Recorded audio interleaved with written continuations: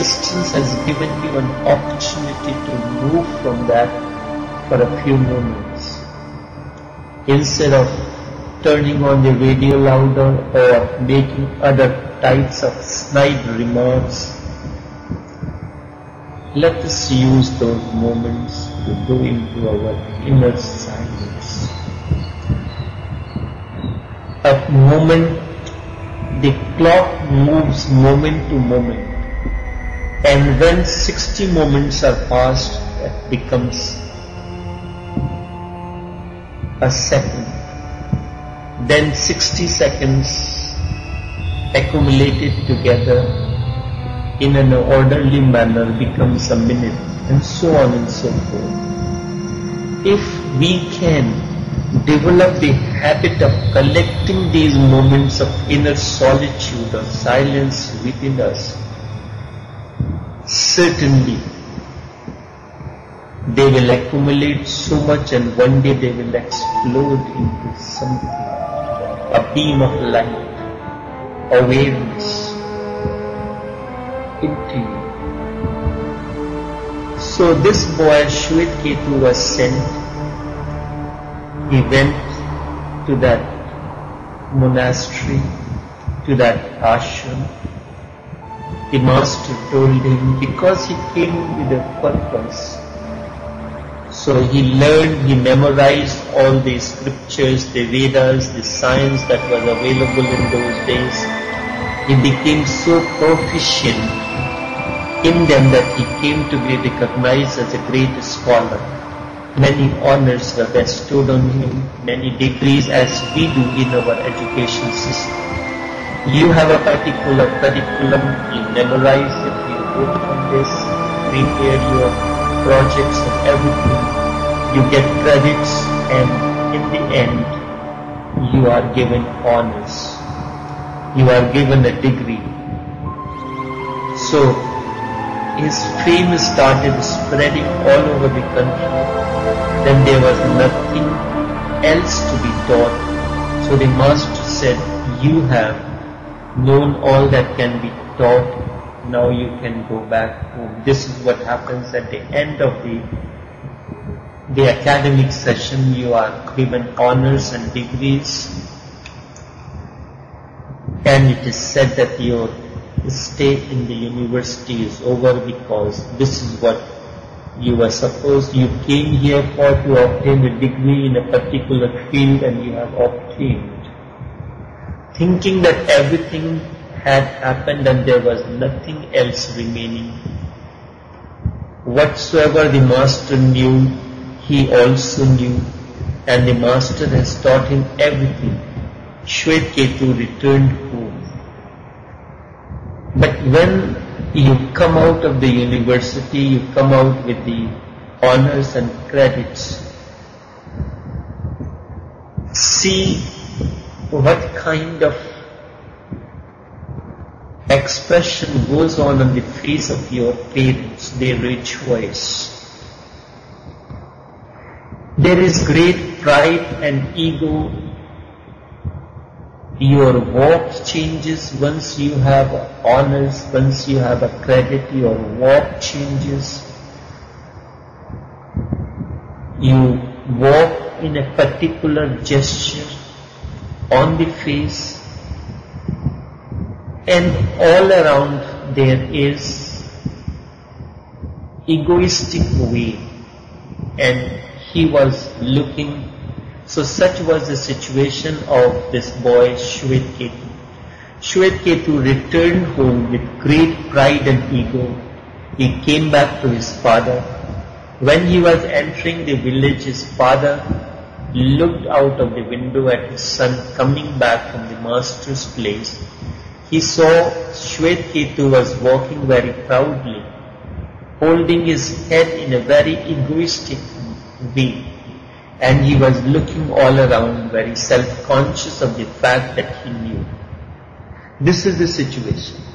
When a person, religious person, goes to a pilgrimage, and when he comes back, you look at him.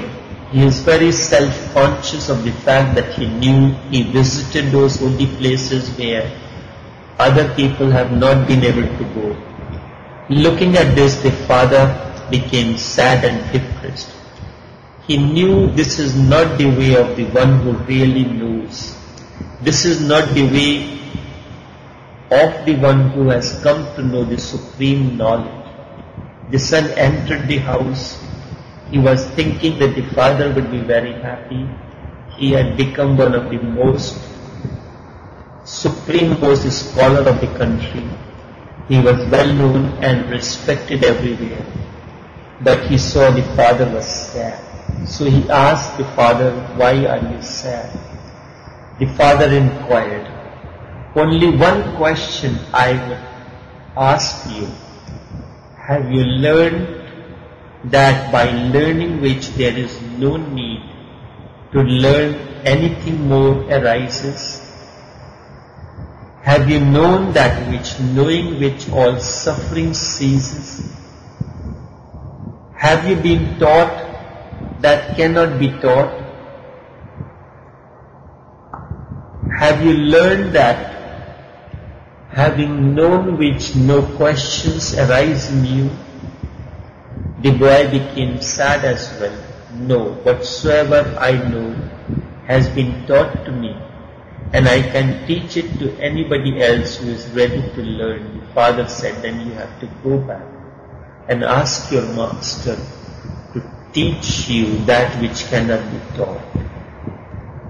The boy said, "But that is absurd.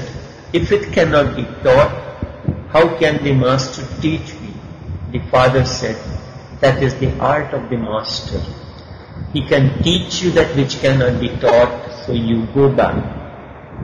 He went back, bowed down to the master's feet.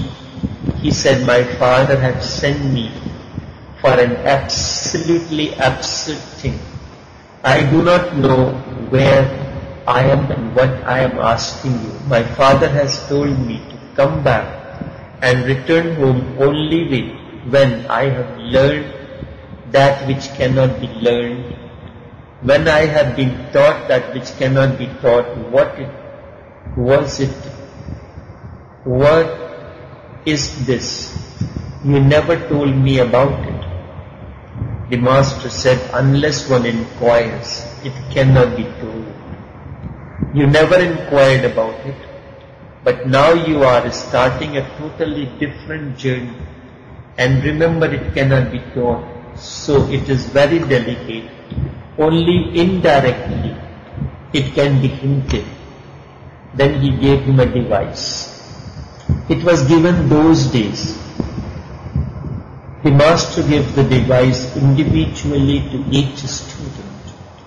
He said, "Do one thing, take all the animals of my monastery. There are at least 400 cows, bulls and other animals, and go to the deepest forest possible where nobody ever comes and moves. Live with these animals in silence. Do not talk, because these animals cannot understand any language. So remain silent. If there is a situation, you come out of the class where you have learned something, you have come out of this meditation session, you find that whatever I spoke, something is very important. There is a tremendous desire that arises in you to go and talk and share this with others. It has not exploded into you, but you want to share it with you. Whatever I am explaining to you or speaking to you is out of my own experience, understanding and awareness. It is not coming out of the knowledge. You may listen to it and take a quick judgment to go and share it with your friends.